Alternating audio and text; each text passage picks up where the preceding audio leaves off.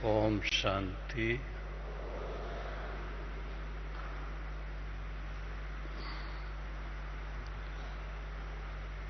सभी बहनों और भाइयों को विशेष इस भट्ठी की मुबारक।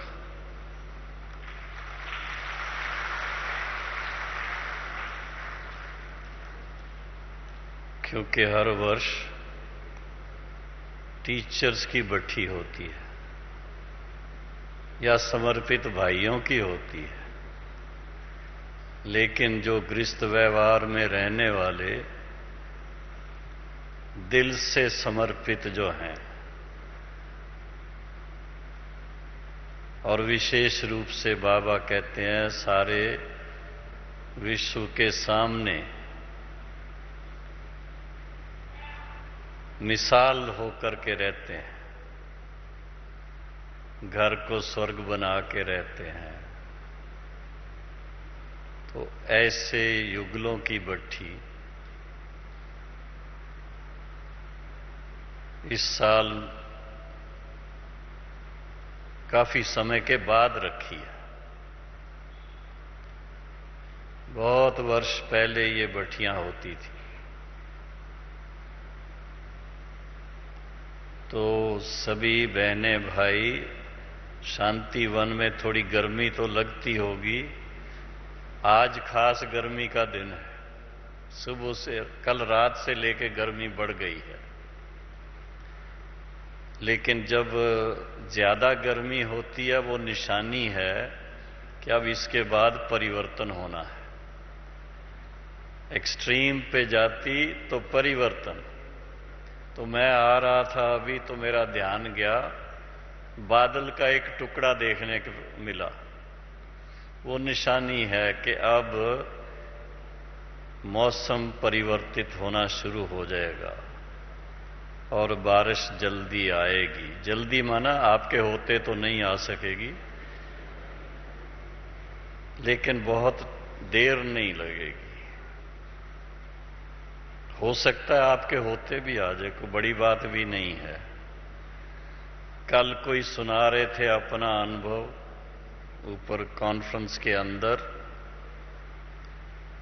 किसी एक स्थान पर पानी एकदम सूखता जा रहा था।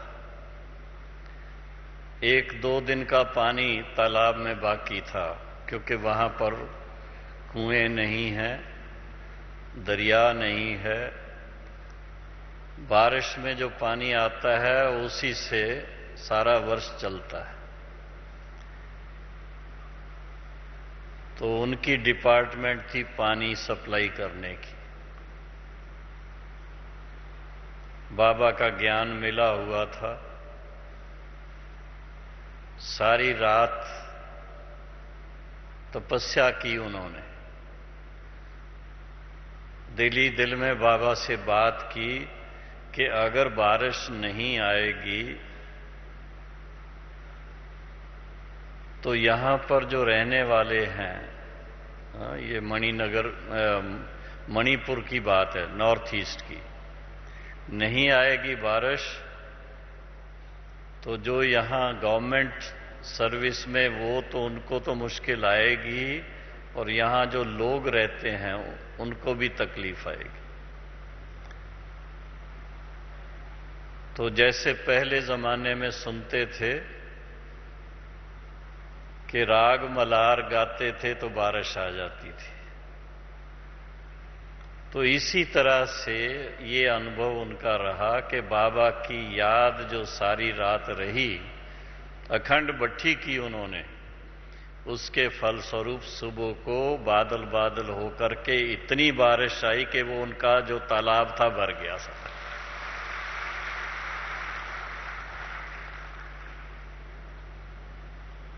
तो प्रकृति कैसे सच्ची दिल पर साहब राजी जो कहते हैं, प्रकृति दासी बन जाती है। आप सभी बहनें भाई बहुत रुचि से, बहुत प्यार से, बॉम्बे से भी, राजस्थान से भी खास भट्ठी के लिए आए। हैदराबाद से भी आए हैं, राजगोपाल भाई सामने बैठे हैं। तो जिस भावना से आए,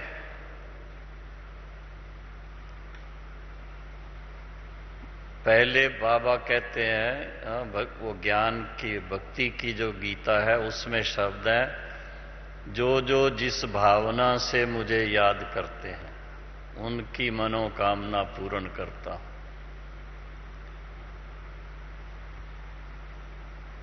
भक्तों की अगर पूरी करता है तो बच्चों की भी पूरी करेगा कि नहीं? कईयों को अनुभव है, सच्ची दिल से बाबा को याद करते हैं, जिस भाव से याद करते हैं बाबा, जो शुद्ध भाव है, अशुद्ध नहीं, शुद्ध भाव जो भी होगा उसको बाबा अवश्य पूरा करता है। सभी भाई बहनें खास पिछले सीजन की मुरलियां सुनते रहे। कुछ आप में से यहां आए होंगे, कुछ अपने सेवा केंद्रों पर सुनते रहे, किसी किसी जगह पर टेलीविजन कनेक्शन नहीं भी होगा, लेकिन बहन जी ने पढ़ के सुनाई होगी। नोट किया होगा बाबा ने हर एक मुरली में विशेष रूप से ज्वाला स्वरूप योग करने के बारे में इशारे दिए। क्यों? उसका कारण है, कारण यही है कि कर्मयोगी बन के जब हम चलते हैं बैलेंस नहीं रहता है। कभी खास योग पर ध्यान रहेगा, लेकिन जब कारोबार में बिजी होते हैं तो उस समय इतनी याद नहीं रहती है। अनुभव होगा सभी को, क्योंकि कारोबार ऐसी होती है, जैसा भी कारोबार हो, नौकरी हो, बिजनेस हो, खेती हो, जो भी हो, कोशिश करते हैं कि स्टार्ट जब भी अपनी दिनचर्या करें, सवेरे बाबा को याद करें, मुरली सुने और दिन भर उसका असर रहे। पर कभी कभी चलते चलते वो बुद्धि से निकल जाता है। बीच बीच में बाबा ने ट्रैफिक कंट्रोल का इशारा दिया। वो इसीलिए दिया, जैसे गाड़ी चलाते हैं ना, कार चलाते हैं, रोड बहुत अच्छी हो लेकिन फिर भी थोड़ा थोड़ा एक्सेलरेटर दबाना पड़ता है।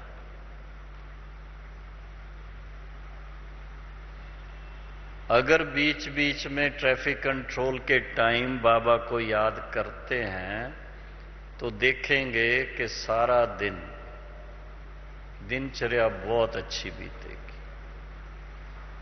और जब दिनचर्या अच्छी बीतती है तो उसकी निशानी क्या है? हाँ? चेहरे की निशानी क्या है? चेहरा खिला हुआ होगा, मुस्कुराते रहेंगे, खुशी में रहेंगे, बड़ा पॉजिटिव संकल्प चलते हैं। किसी के लिए मन में वैर भाव नहीं आएगा, बच्चों के ऊपर भी गुस्सा नहीं आएगा। कितनी भी चंचलता करें, स्वीकार करेंगे बच्चे तो बच्चे ही हैं ना। तो पूरा ज्ञानी तो आत्मा होकर के ईश्वरी जीवन का आनंद लेते रहेंगे। लेकिन जब वो बैलेंस नहीं रहता फिर क्या होता है, सभी अनुभवी हैं, थोड़ा थोड़ा चिड़चिड़ापन आ जाता है। तो वहां बाबा की बात आती है कि कर्म और योग दोनों का समन्वय चाहिए। एक है बैलेंस चाहिए, लेकिन बैलेंस भी चाहिए, समन्वय भी चाहिए, दोनों को मिलाने की जरूरत है। कारण अपने लक्ष्य को सामने रखें। सभी का लक्ष्य क्या है, किस नजर से बाबा गृहस्थ व्यवहार में रहने वालों को देखते हैं। हाँ, बहनों को किस नजर से देखते हैं? होवनहार श्री लक्ष्मी, भाइयों को होवनहार श्री नारायण। तो ऐसे स्वरूप को अपने सामने रखें। मुझे तो याद आता है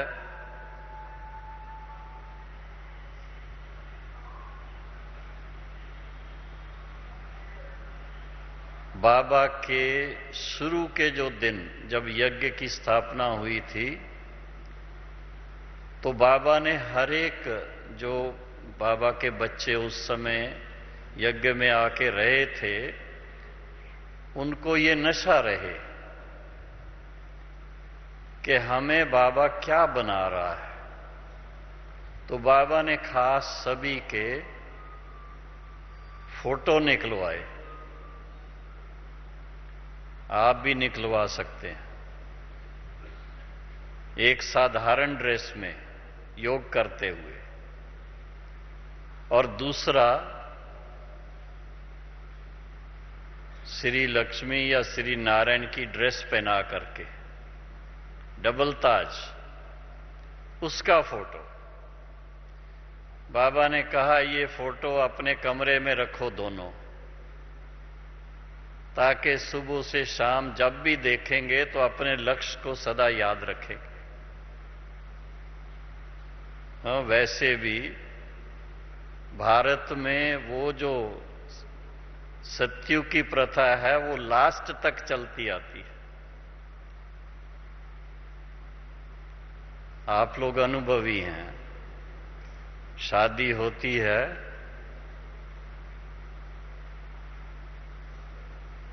दुल्हन घर पे आती है तो किस स्वरूप में उसको देखते हैं?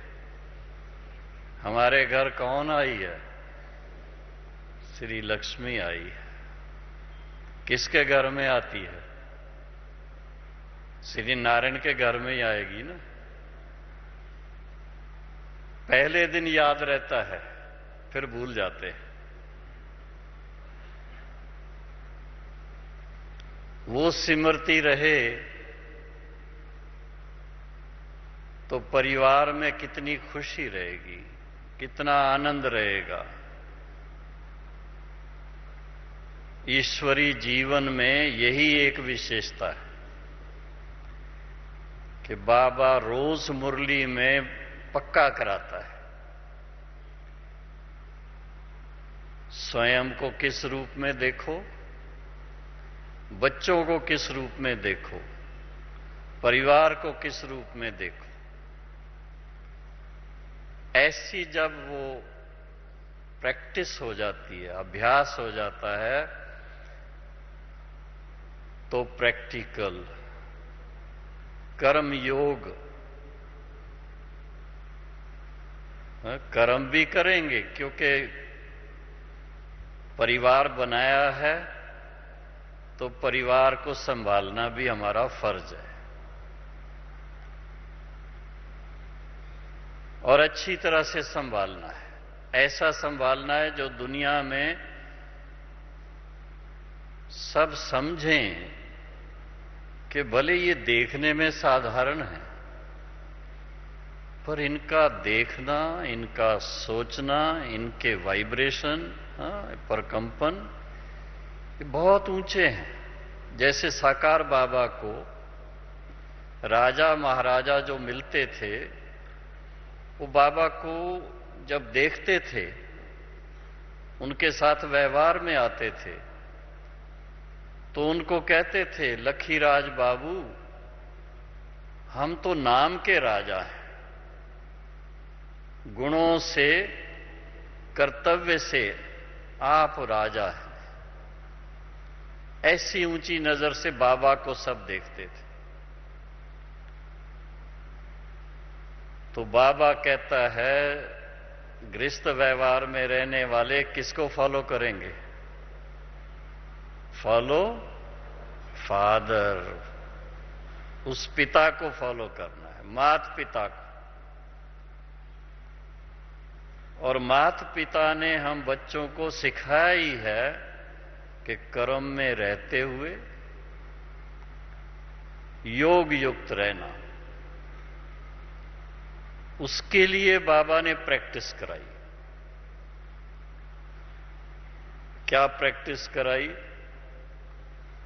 पहले कहा, चार्ट लिखो अपना। चार्ट लिखना सिखाया, कुछ प्रश्न दिए।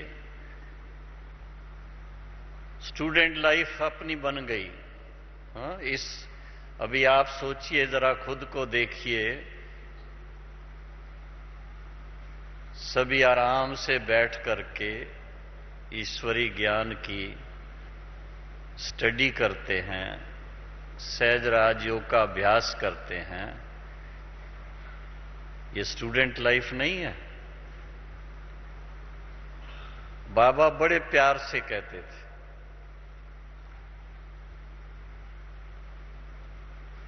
Student life is the best life. और फिर बाबा कहते थे, godly student life is the best life. सबसे ज्यादा सदा खुश रहने की जीवन। क्योंकि स्टूडेंट लाइफ में और कोई चिंता नहीं होती है। अगर अपने गृहस्थ व्यवहार में भी रहते हैं तो भी स्टूडेंट लाइफ अपना करके गृहस्थ व्यवहार का जो बोझ सिर पे होता है वो नहीं रखते। सवेरे उठते ही गुड मॉर्निंग बाबा, बड़े प्यार से। और बाबा रिटर्न में क्या कहते हैं? क्या कहते हैं? बच्चों को सवेरे सवेरे मुरली में क्या मिलते हैं? मीठे मीठे। सिर्फ ऐसे ही नहीं, बच्चों को मीठे मीठे सिकिल दे बच्चे। बहुत समय के बाद मिले।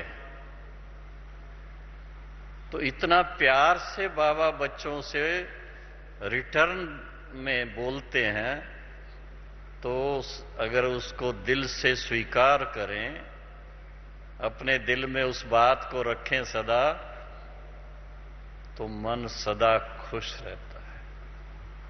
कर्म करते हुए भी कर्म का बोझ नहीं होगा। कर्म करते हुए भी योग में रहेंगे। उसके फलस्वरूप मन सदा खुश, तो चेहरा मन का आईना है, ऐसे कहते हैं ना, इंग्लिश में बोलते हैं, face is the index of mind. तो बाबा ने भी देखो इस बात को पहले पहले पक्का कराया। कौन सा पहला पहला बाबा ने लक्ष्य दिया? मन मना भाव। मन मेरे साथ लगाओ। बाबा आनंद का सागर है, प्रेम का सागर है, सुख का सागर है, शांति का सागर है, सर्वशक्तिवान है। तो बाबा के साथ मन मना भाव होने से, मन लगाने से आत्मा को वो रसना मिलती है, प्रैक्टिकल अनुभव होता है। सवेरे जैसे ही बाबा के याद में बैठते हैं, स्वयं को आत्मा समझ बाबा को सामने लाते हैं, थोड़े ही समय में एकदम सभी गुणों का सार आ जाता है, शक्तिशाली बन जाते हैं, सिमरती स्वरूप बन जाते हैं, बाकी सब बातें भूल जाते हैं। और जितना समय उसमें रहते हैं, बाबा के संग का रंग लगता जाता है, समानता में आते जाते हैं। जितना समानता में आते जाते हैं, उतना बाप समान चेहरे पर रौनक आती जाती है। हाँ, सभी अव्यक्त बाबा को देखते हैं। जिस समय से बाबा इस धरा पर आते हैं, जब तक वापस जाते हैं, कितने घंटे होते हैं? कम से कम 3 घंटे, 3 से ज्यादा ही होते हैं। उन 3 साढ़े 3 घंटों में आपने कभी नोट किया बाबा के चेहरे को कि कोई चिंता आई हो उनके चेहरे पर? हाँ, नहीं, मुस्कान। बच्चों को देख करके इतने खुश होते हैं। अपना स्वरूप भी बाबा का इतना खुशनुमा, और बच्चों को देख करके भी खुशी, और बच्चों को देते भी क्या है? खुशी की खुराक। मुरली सुनने के बाद हर एक क्या महसूस करता है? रिफ्रेश हो गए। आज बाबा ने, क्या कहते हैं, उस समय आपस में मिलते थे, आज बाबा ने भरपूर कर दिया। इतना प्यार बाबा देता है। 3 पेज की मुरली होती है, पहला पेज तो प्यार से ही भरा होता है, दूसरी कोई बात ही नहीं है।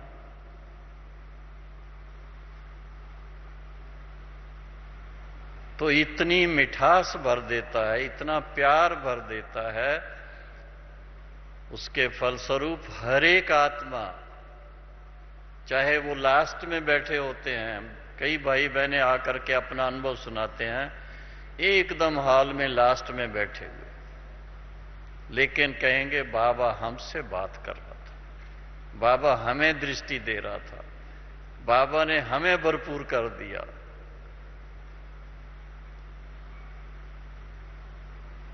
तो ये बात, इसको अच्छी तरह जब हम समझ करके दिल से प्यार से स्वीकार करते हैं, उसमें बह जाते हैं, तो बाप समान बन जाते हैं। और बाप समान बनने का विशेष लक्षण क्या नजर आता है? चेहरे पे रौनक आ जाती है, चेहरा खुशनुमा हो जाता है। साकार में बाबा की बातें कुछ ऐसी सामने आती हैं, कभी कोई भाई या कोई बहनें कोई चिंता में हो, चाहे घर की चिंता हो, चाहे बच्चों की चिंता हो, चाहे पति की चिंता हो, पत्नी की चिंता हो, तो थोड़ा सोच विचार में बैठे होंगे ना, तो बाबा अचानक देखेगा ये बच्ची या ये बच्चा, क्या बात है, आज खुश नहीं नजर आ रहा। तो पूछता था किस विचार में हो? हाँ बहनों, तो बहनों को कहेगा क्या हुआ, तुम्हारी सासू गई क्या?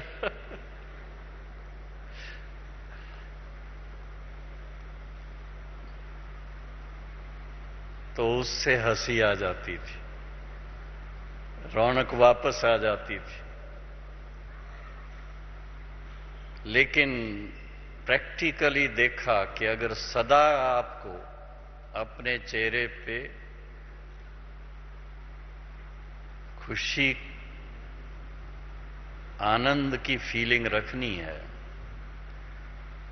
तो मन आपका बिल्कुल लाइट चाहिए। जितना मन लाइट होगा उतना उड़ती कला के अनुभव में होंगे। उड़ती कला का मतलब मन बाबा के पास एक संकल्प करते पहुंच जाएगा। स्वयं को और बाबा को साथ देखेंगे और उस समय जिस तरह की आपको आवश्यकता होगी, कारोबार के अंदर भी, क्योंकि कर्म योग है, कारोबार में भी आपको एक्यूरेट रहना है, तो बाबा के साथ मन लगने से हर बात आपकी एक्यूरेट चलेगी। कोई गलती नहीं होगी, कोई उलझन नहीं होगी। बिल्कुल अच्छी तरह से उस कार्य को समय पर भी पूरा कर लेंगे। आपका भी दिल खुश होगा, जिनका आपके साथ संबंध होगा उस कार्य के लिए, वो भी सभी संतुष्ट हो जाएंगे।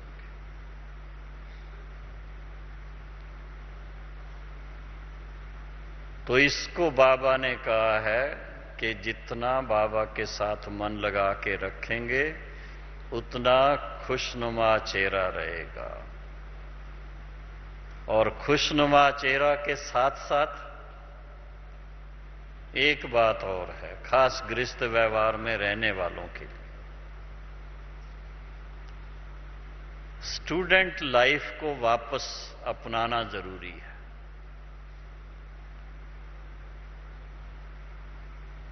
कभी कभी कारोबार में इतने व्यस्त हो जाते हैं, मुरली मिस कर देते हैं। साकार बाबा की बात सामने आती है। अगर कोई बाबा से मिलने आते थे, ट्रैवलिंग करके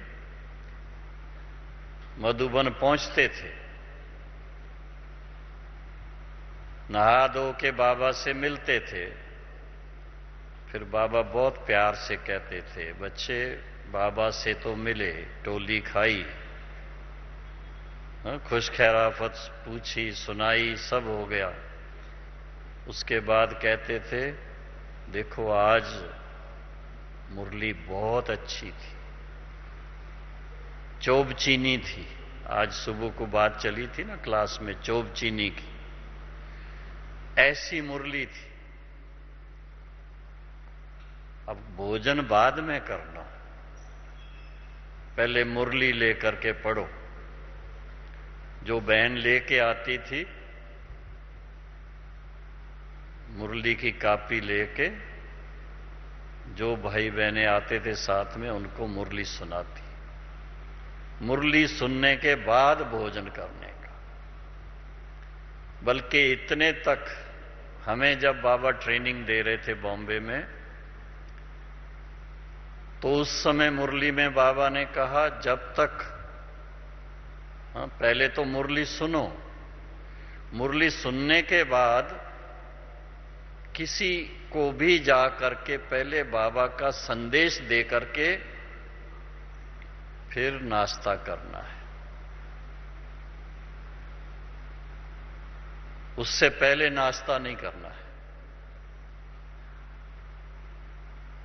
इसको बाबा ने कहा बैलेंस, सो सेवा और विश्व सेवा। जिसका इस पर ध्यान रहेगा वो रास्ता निकाल देंगे, और जिसका ध्यान नहीं रहेगा वो क्या करेंगे, बहाना निकालेंगे, कोई ना कोई बहाना निकाल देंगे।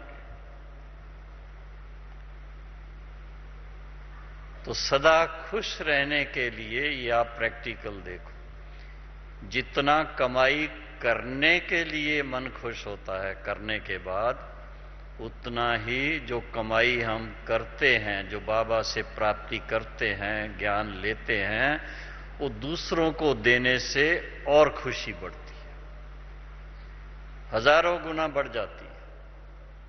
क्यों? जिनको आपने ज्ञान दिया, जिनको आपने संदेश दिया, उनके दिल से आपको दुआएं मिलती। और उसके फलस्वरूप भी आपको अंदर ही अंदर बड़ा मन खुश होता रहेगा। इसलिए सुबह का अपनी दिनचर्या का ध्यान रखना हमें बहुत जरूरी। कभी भी अगर सुबह की मेडिटेशन मिस ना करें, मुरली मिस ना करें, और हो सके तो किसी को व्यक्तिगत नहीं तो फोन से भी बात करके, आज बाबा की मुरली में बहुत मजा आया, बाबा ने ये कहा, 2-4 पॉइंट सुना देंगे तो आपका सारा दिन इतना अच्छा जाएगा, इतना मन खुश रहेगा, चेहरे पर सदा रौनक रहेगी।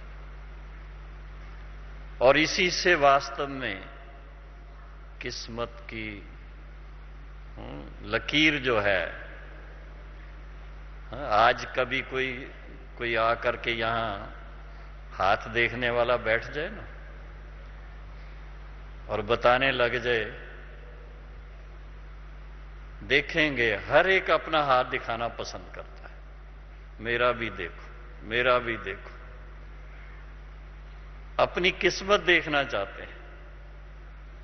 लेकिन बाबा के बच्चे जब बाबा से ज्ञान लेते हैं, बाबा को पहचान लेते हैं और पक्का निश्चय होता है कि ये कल पहले की तरह हमें बाबा फिर से इतना हमारा तकदीर बनाने के लिए आया है,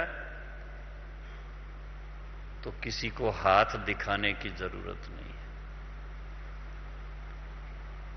फिर हाथ लोग खुद आके आपको देखना चाहेंगे कि आपकी इतनी ऊंची किस्मत, इतने खुशकिस्मत आप कैसे हैं, जरा हम आपका हाथ देखना चाहते हैं। ऐसे होता है। आपको हाथ दिखाने की जरूरत नहीं होगी, दूसरे लोग आकर के देखना चाहेंगे। बड़े बड़े एस्ट्रोलॉजर आते हैं यहां, वो हम लोगों के हाथ देखना चाहते हैं और देख करके फिर बड़े खुश होते हैं। क्यों? क्योंकि बाबा ने हम बच्चों की इतनी अच्छी तकदीर बना दी है। हाँ, इस पर वो पुराना एक गीत है, तकदीर बनाकर आई हूं, तकदीर जगा कर आई हूं। तो बाबा साकार में जब थे उस समय अपने ये गीत नहीं थे, तो फिल्म के वो गीत बजते थे और उस पर रास करते थे, बहुत मजा आता था। थोड़ा सोचिए, साकार बाबा के साथ रास करें, मम्मा के साथ रास करें, दादी के साथ रास करें, क्या नशा चढ़ेगा, एकदम नशे में चले जाते। तो ऐसी खुशकिस्मती बाबा के बच्चों की है, उसको स्वीकार करें और उसकी खुशी मनाएं अच्छी तरह से, सदा खुश रहें। बाबा कहते थे, अगर कोई पूछे ना आपका क्या हाल है, तो क्या जवाब देना है? सदा खुशहाल है। सदा खुशहाल है। इस तरह से अपने आप को नशे में रखना, और नशे से जब सेवा करेंगे उसका असर होता है, दूसरे को भी नशा चढ़ जाएगा।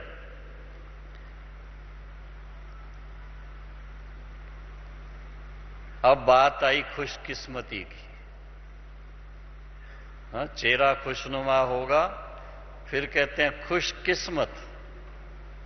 तो किस्मत की बात तो आपको सुनाई, लाइनों की बात तो सुना दी, हाथ की हस्तरेखाएं हमारी बाबा ने इतनी लंबी खींच दी हैं, किसी को दिखाने की जरूरत नहीं है।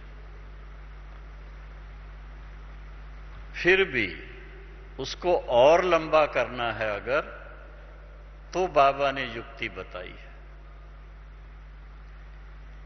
कि ये पुरुषोत्तम संगम युग सबसे श्रेष्ठ समय है।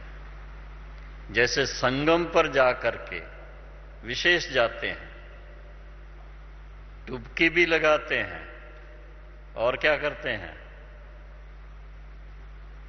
पंडों को दान भी करते हैं। याद है आप लोगों को? जिन्होंने यात्राएं की होंगी उनको याद होगा। कदम कदम पे दान करते हैं रुपयों का।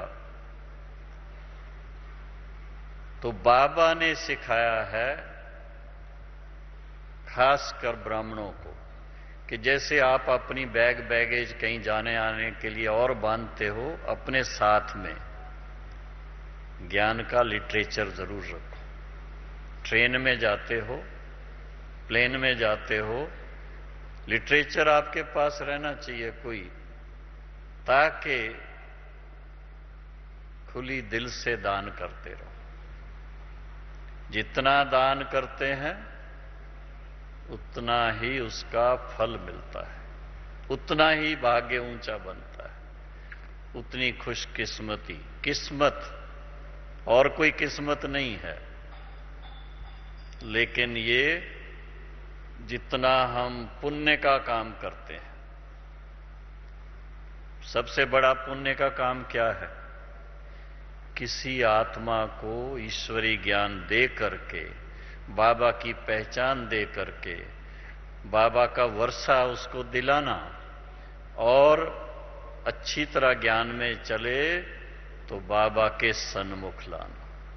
उससे जो उनका भाग्य उसको फील होगा, उनकी किस्मत भी बनी और उनकी सेवा के फलस्वरूप सेवा करने वालों की किस्मत बनती।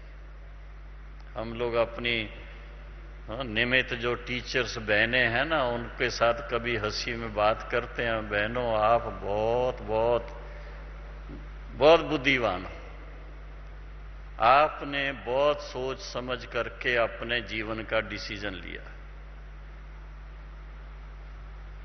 कोई बहन शादी करती है, वो तो एक घर की मालिक बनती है जाकर के, और ब्रह्मा कुमारी बहनें कितने घरों की मालिक बन गई।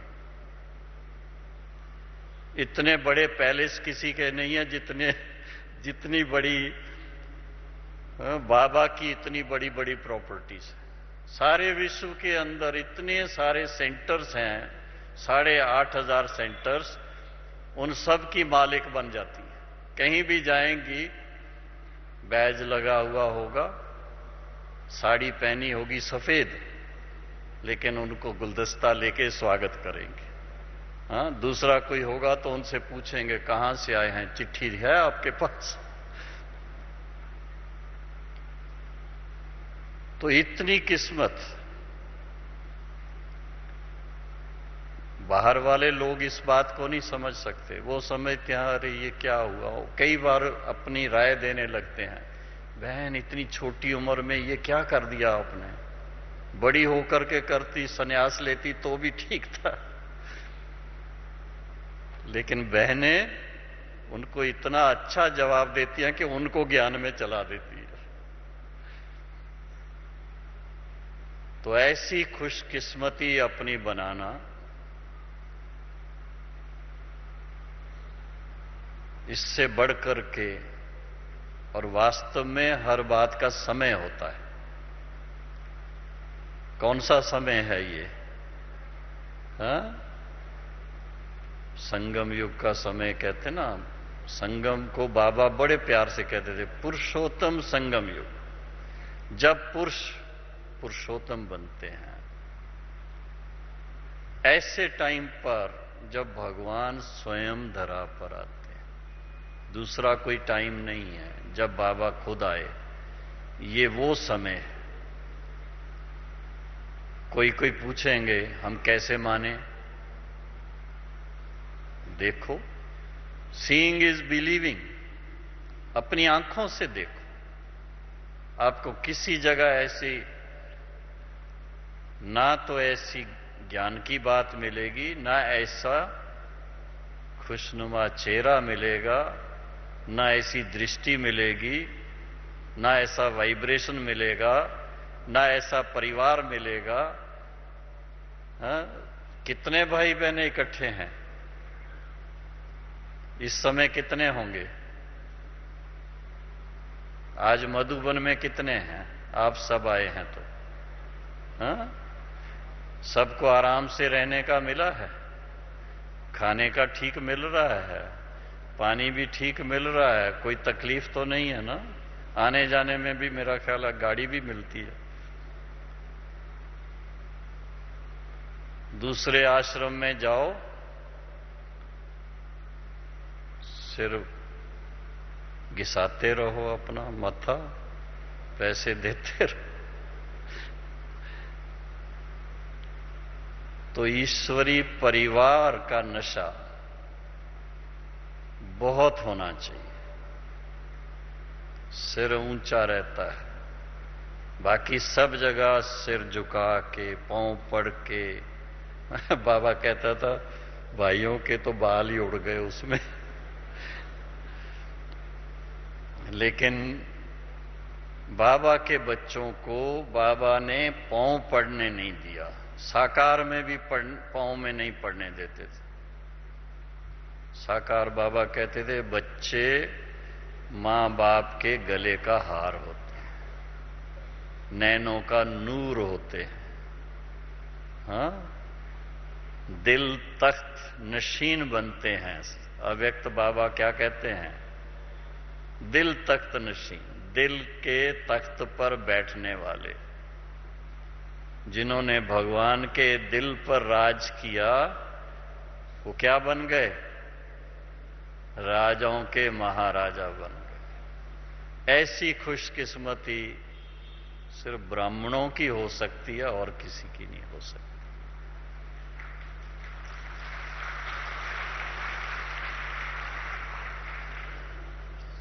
तो ये आप अपना ब्राह्मण जीवन का नशा नोट करना, क्या क्या नशा है, क्या क्या हमारी खुशकिस्मती है, तो बहुत मजा आएगा। लिस्ट बनाएंगे ना तो बड़ी लंबी लिस्ट बन जाएगी।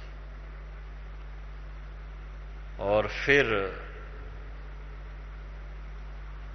लास्ट का एक पॉइंट रखा है, खुश मिजाज। वो तो ऑटोमेटिक होता है। क्यों? जी खुश तो जहान खुश। आपका मन खुश होगा तो हमेशा खुशी से, बड़े प्यार से बात करेंगे। अहंकार नहीं होगा, शुद्ध नशा होगा। ईश्वरी जीवन के नियमों को अच्छी तरह जानते होंगे, ईश्वरी मर्यादाओं को अच्छी तरह जानते होंगे, ईश्वरी सभ्यता को अच्छी तरह से जानते होंगे। और जितना उसके अनुकूल अपनी मानसिक स्थिति रहती है और सबके साथ व्यवहार में उस कुशलता से आते हैं, तो हर एक का मान करेंगे और अपने सोमान में रहेंगे। जो बाबा कहते हैं सोमानधारी, तो सोमान में रहना उसको कहते हैं खुश मिजाज। हमारा चरित्र, हमारा कर्म ऐसा हो जिसको शास्त्रों में, गीता में कहा है, योगा कर्मेषु कौशलम। योग से कर्मों में कुशलता आती है। ऐसा योगी जीवन एक दिन के योग की बात नहीं है, एक घंटे के योग की बात नहीं है। ऐसा योगी जीवन जिससे कर्मों में कुशलता आ जाती है और खुश मिजाज रहते हैं। तो ऐसे सभी भाई बहनें सदा खुशनुमा, सदा खुशकिस्मत और सदा खुश मिजाज रहने वालों को विशेष इस भट्ठी की मुबारक हो, मुबारक हो, मुबारक हो। ओम शांति। अभी बहन जी कहते थे भाई 15 मिनट मेडिटेशन भी होनी चाहिए। लिखा हुआ तो आधा घंटा था, पर मैंने कहा इतना टाइम से बैठे हैं सुबह से, तो 15 मिनट किस नशे में बैठेंगे अब?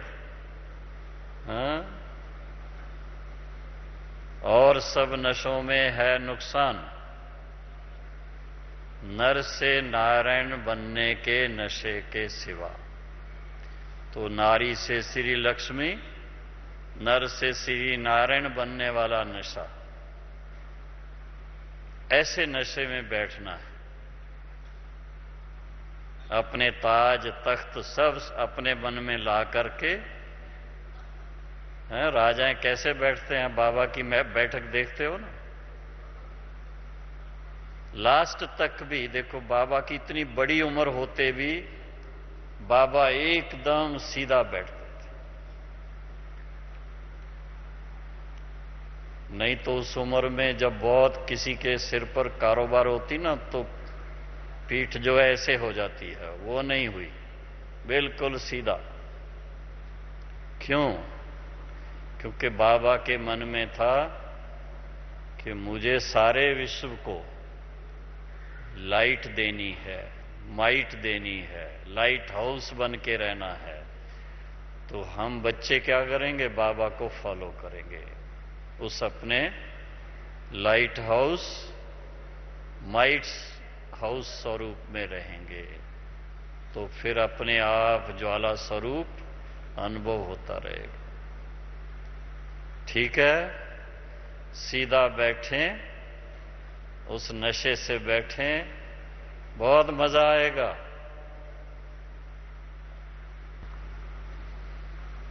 चलिए, स्वयं को अपने निज स्वरूप में स्थित करें। हम आत्माओं का अपना स्वरूप है ही चमकते हुए दिव्य सितारे।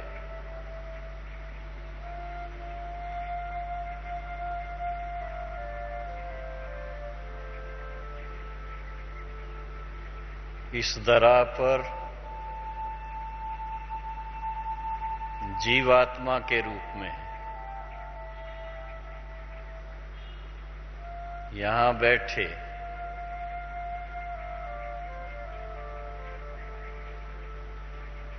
हम सूक्ष्म वतन की भी सैर करें,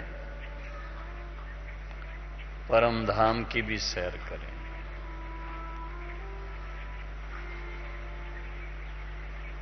सूक्ष्म वतन में फरिश्ता स्वरूप बाप दादा के संग बाबा को सन्मुख देखते, बाबा से दृष्टि लेते, बाबा को बहुत प्यार से मुस्कुराते हुए नैनों में बसाते हुए दिल से कहते हैं, बाबा आपका शुक्रिया।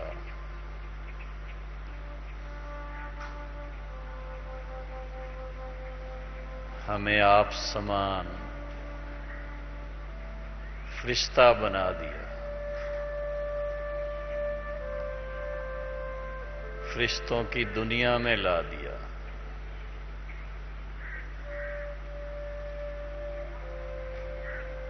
इस लाइट स्वरूप में,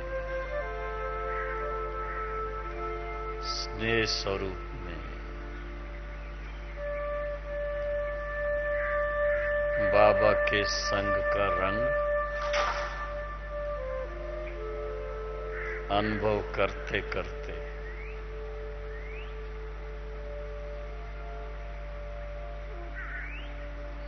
बाबा के संग अति सूक्ष्म ज्योति बिंदु स्वरूप बन,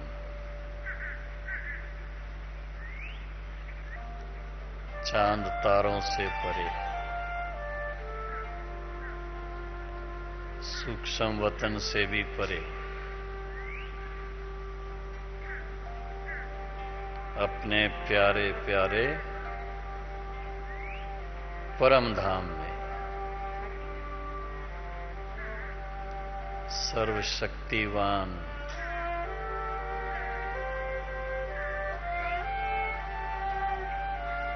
प्रेम के सागर, शांति के सागर,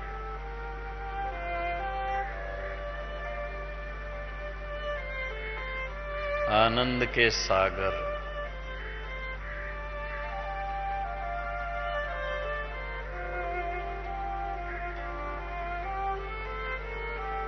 रूहानी पिता के पास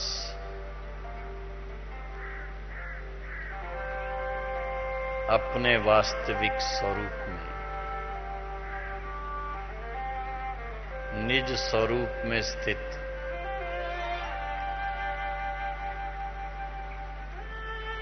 पिता के समान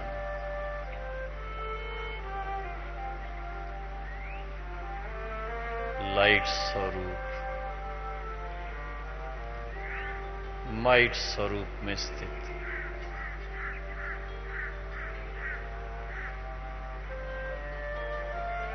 उसी अतीन्द्रिय सुख के अनुभव में स्थित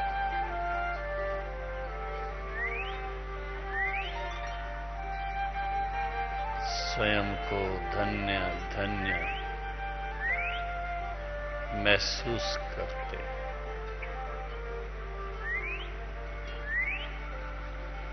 पाना था सो पा लिया, इसी संकल्प से बाबा के पास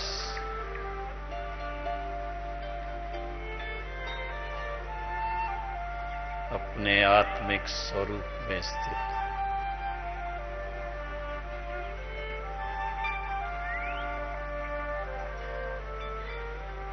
ज्ञान सूर्य के संग में मास्टर ज्ञान सूर्य बन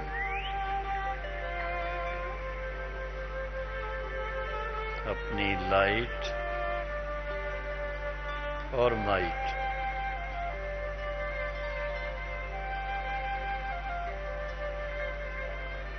चारों तरफ फैला रहे हैं।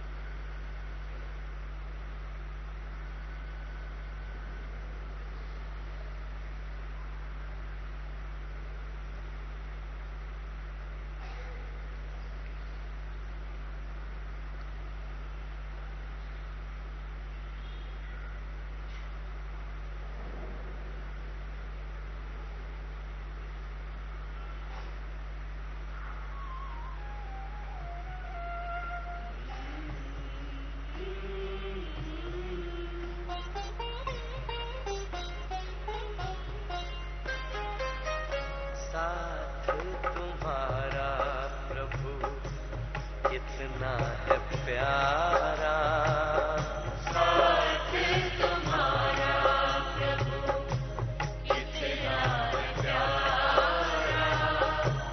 मिल गई मंजिल, मिल गया किनारा, मिल गया किनारा, साथ तुम्हारा प्रभु कितना है प्यारा, साथ तुम्हारा प्रभु।